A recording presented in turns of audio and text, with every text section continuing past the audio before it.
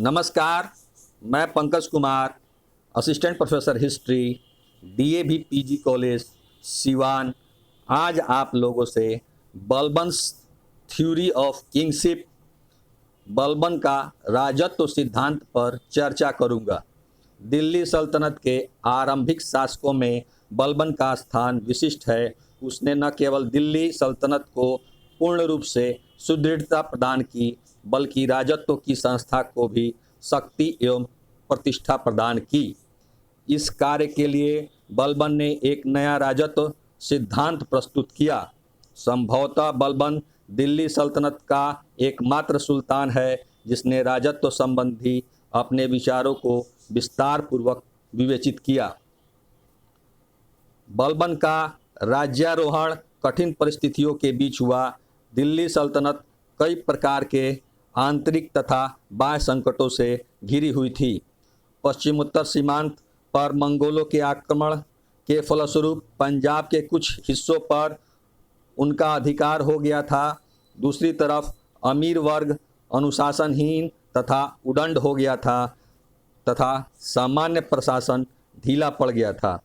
अतः इन तमाम समस्याओं का समाधान तभी संभव था जब एक शक्तिशाली शासक जो समस्त सैनिक तथा असैनिक शक्तियों से युक्त हो, दिल्ली की गद्दी पर प्रतिष्ठित होता, क्योंकि सुल्तान की कमजोरी या शक्ति से ही प्रशासन की कार्यकुशलता जुड़ी हुई थी।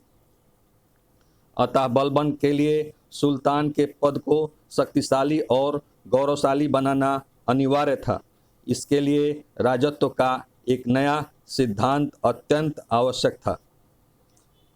राजा के कर्तव्यों संबंधी बलबन के विचार उसकी वसीयतों वसाया से प्राप्त होते हैं। बलबन के वसाया को बर्नी ने संकलित किया। वसाया का प्रथम भाग सुल्तान के कर्तव्यों पर आधारित है। द्वितीय भाग में बलबन ने अपने पुत्रों को राजत्व संबंधी निर्देश दिए हैं। बलबन का राजत्व सिद्धांत का स्वरूप और सार पर्सिया के राजत्व से प्रेरित था। उसके राजत्व सिद्धांत में राजा को धरती पर ईश्वर का प्रतिनिधि निबायते खुदाई माना गया। बलबन के अनुसार वह मान मर्यादा की दृष्टि से केवल पैगंबर के बाद है। राजा ईश्वर का प्रतिबिंब जिल्ले अल्लाह है और उसका हृदय दैवी प्रेरणा और क्रांति का भंडार है। अपने राजसी दायित्व पूर्ण करने के लिए वह निरंतर ईश्वर से प्रेरित और निर्देशित होता रहता है। इस विचारधारा का अर्थ यह था कि राजा की शक्ति का स्रोत अमीर वर्ग और जनता नहीं, बल्कि केवल ईश्वर है और फलस्वरूप उसके कार्य सार्वजनिक जांच के अधीन नहीं है। इस प्रकार बलबन के राजत्व सिद्धांत के अनुसार शासक कोई साधारण मनुष्य नहीं, बल्कि ईश्वर द्वारा चुना गया प्रतिनिधि था, जिसकी आज्ञा का पालन ईश्वर के आज्ञा का पालन के समान था और जिसकी अवज्ञा मात्र अपराध ही नहीं बल्कि पाप भी थी। इस प्रकार धार्मिक भावना के आधार पर शासक की सत्ता को बलबन ने सुदृढ़ किया। बलबन ने राजा के पद को जीवित रखने के लिए राजकीय प्रतिष्ठा, सम्मान, वैभव, मान मर्यादाओं एवं आचार व्यवहार के मूलभूत तत्वों को आवश्यक माना। दिखावटी मान मर्यादा और प्रतिष्ठा राजत्व के लिए महत्वपूर्ण बनाई गई। अपने पूरे शासनकाल में उसने साधारण व्यक्तियों से कोई संपर्क नहीं रखा।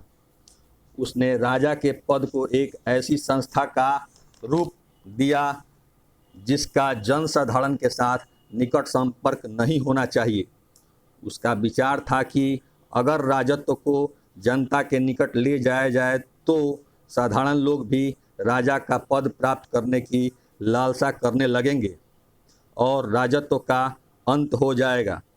अतः राजा को अपनी सुरक्षा के प्रति सावधान रहना चाहिए और जनता में अपने प्रति भय की भावना जागृत करनी चाहिए। बलबन के राजत्व सिद्धांत की एक विशेषता निरंकुशता थी। बलबन के विचारानुसार सुल्तान असीम शक्तियों का मालिक था, उसकी शक्ति पर किसी प्रकार का नियंत्रण या अंकुश लगाने की क्षमता नहीं उलेमा को प्राप्त थी और न ही अमीर वर्ग को।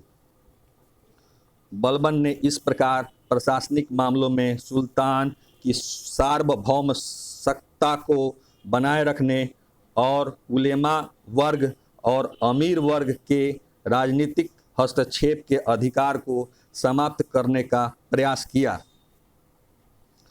बलबन ने शासक की निरंकुशता और दैवी प्रतिनिधि के रूप में प्रस्तुति द्वारा सुल्तान पद की शक्ति एवं गौरव की पुनर्स्थापना में सफलता प्राप्त की। वंशावली के महत्व पर बलबन ने अधिक बल दिया। उसने स्वयं को फिरदौसी के शाहनामा में वर्णित अफरासियाब के वंश से संबंधित घोषित किया। समस्त अधिकारियों तथा सरकारी कर्मचारियों के पारिवारिक स्तर को निश्चित करने के लिए सभी प्रदेशों से वंशावली विशेषज्ञ एकत्रित किए गए। उसने लगभग 30 अधिकारियों को पदच्युत कर दिया जो उच्च वंश के नहीं थे। वह सदैव कुलीन और अकुलीन परिवार के व्यक्तियों में अंतर करता था। उसने कहा, जैसा कि बर्नी ने उल्लिखित किया है, जब मैं किसी तुच्छ व्यक्ति को देखता हूँ तो मेरे शरीर की प्रत्येक नाड़ी क्रोध से उत्तेजित हो जाती है। इसके अलावा बलबन ने केवल तुर्कों की प्रधानता बनाए रखने का निश्चय किया, जो हबीबुल्लाह के अनुसार बुद्धिहीनतापूर्ण थी। बलबन ने राजत्व सिद्धांत को कार्य रूप देने के लिए भी उपाय किए।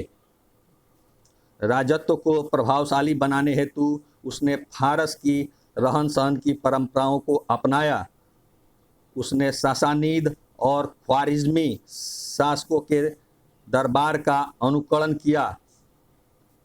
सासानीद और ख्वारिज़मी शासकों की भांति उच्च वेतन प्राप्त भय जागृत करने वाले अंगरक्षकों को नियुक्त किया। उसने दरबारियों के मध्य मद्यपान प्रतिबंधित कर दिया। उसने दरबार में हंसी मजाक पर प्रतिबंध लगा दिया। वह न तो स्वयं हंसता था और न ही किसी को हंसने देता था। उसने फारसी परंपरा का अनुकरण करते हुए दरबार में गैर इस्लामी सिजदा अर्थात सुल्तान के सामने घुटने पर बैठकर सिर झुकाना, दंडवत करना तथा पाबोस या पायबोस अर्थात सुल्तान का पैर चूमना परंपरा को अपनाया, जिसका पालन लोगों को पूरी तरह से करना पड़ता था, जिन्हें उसके समक्ष आने का विशेषाधिकार प्राप्त था। दरबार में केवल वजीर ही उससे वार्तालाप कर सकता था। उसने ईरानी त्यौहार नौरोज प्रथा आरंभ की। भय और आतंक उसकी राजत्व की प्रतिष्ठा का एक मूल तत्व था। बलबन ने दीवाने अर्ज नामक एक व्यवस्थित सैन्य विभाग का गठन किया।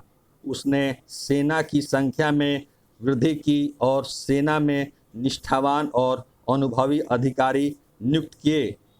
उनका वेतन बढ़ा दिया गया। सेना को सदैव सतर्क एवं फुर्तीला बनाए रखने हेतु वह बार बार सैनिक अभ्यास पर बल देता था। जो सैनिक सेवा के लायक नहीं रहे, उन्हें पेंशन देकर मुक्त कर दिया गया। उसने गुप्तचर अथवा वरीद नियुक्त किए ताकि राज्य में हर प्रकार के विरोध पर नज़र रखी जा सके तथा उसका दमन किया जा सके। इस प्रकार बलबन ने सैन्य शक्ति में वृद्धि कर अपने राजत्व सिद्धांत को कार्य रूप देने का प्रयास किया। उसने चालीसा दल, जो इल्तुतमिश के शासन काल में निर्मित 40 अमीरों का दल था, के निरंकुश, महत्वाकांक्षी एवं अत्यंत प्रभावशाली अमीरों को कपटपूर्ण एवं बर्बर तरीके से समाप्त कर दिया एवं अपनी निरंकुशता स्थापित की। बलबन खलीफा की राजनीतिक सत्ता को मान्यता देता था।